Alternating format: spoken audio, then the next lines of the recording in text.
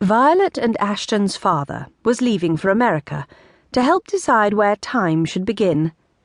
It was Violet's duty to retrieve her brother and bring him to the door to say goodbye, but he was not paying her any attention. Instead, he was absorbed in his piano playing. If she had been luckier, she thought, her twin brother would have inherited her father's obsession with time, at least insofar as learning to play the piano with some sense of it. "Ashton!" she shouted. He ignored her. "Ashton!" she shouted more loudly. She was standing by his shoulder. He could clearly hear her, but was pretending not to. "If music be the food of love, play on," Ashton yelled over his rackety playing. Then he attempted to sing the same lines, along with the music. To think of it as in tune with the music would imply that the music had a tune. Violet, impatient, tapped him on the shoulder with a little force. Ashton finally stopped playing and turned to look at his sister. "I think I play the piano rather well. Perhaps not technically well." "Or well at all," Violet said, smiling. "If I were speaking to someone who was about to do me a very large favour, indeed, who was about to assist me in a most unorthodox scheme, I think perhaps I'd be a little nicer." Violet narrowed her eyes. She did need his help, so she forced a falsely cheerful smile. "Anyone can play technically well, brother," she said sweetly, "but you play with real feeling."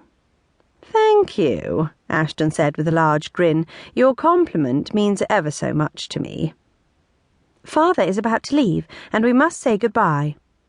"Ah," Ashton said, and closed the piano. He stood, took Violet's arm, and walked with her toward the door. The two of them were as attractive a pair of two 17-year-olds of fine English breeding could be. Violet was a lovely specimen of her gender, with dark auburn hair, which always seemed to have the look of having been blown in the breeze for a while. She was fair, with rosy cheeks, and though she was a bit tall, she had a fine, womanly figure.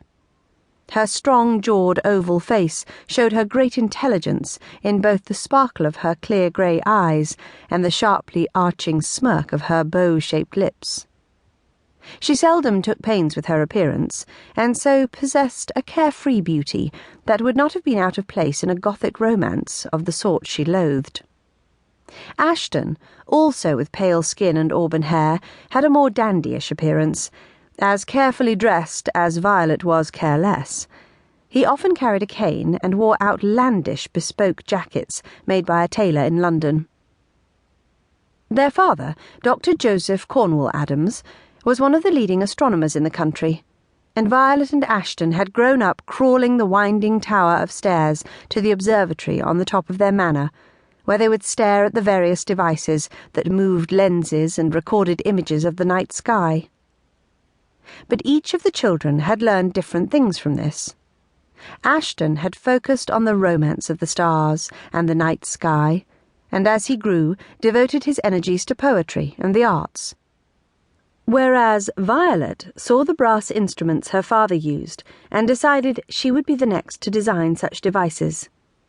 By the age of 8, she had fashioned herself a lab in the basement of the manor, where she taught herself the great principles of the sciences, natural, chemical, and especially mechanical.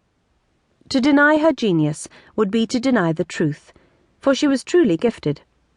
Since then, she had managed to create many marvellous inventions, much to the delight of her brother and the chagrin of Mrs. Wilkes, their governess. Ashton and Violet headed to the entry foyer and watched the servants load their father's coach in the rain. It was difficult for Violet to hold still, as she was anxious for her father to go. It was not that she wanted him gone. In fact, she already missed him and was sad at his parting. But she had spent the past few weeks orchestrating a great scheme, which would help her to fulfill her dreams, and she could not begin it until her father had left.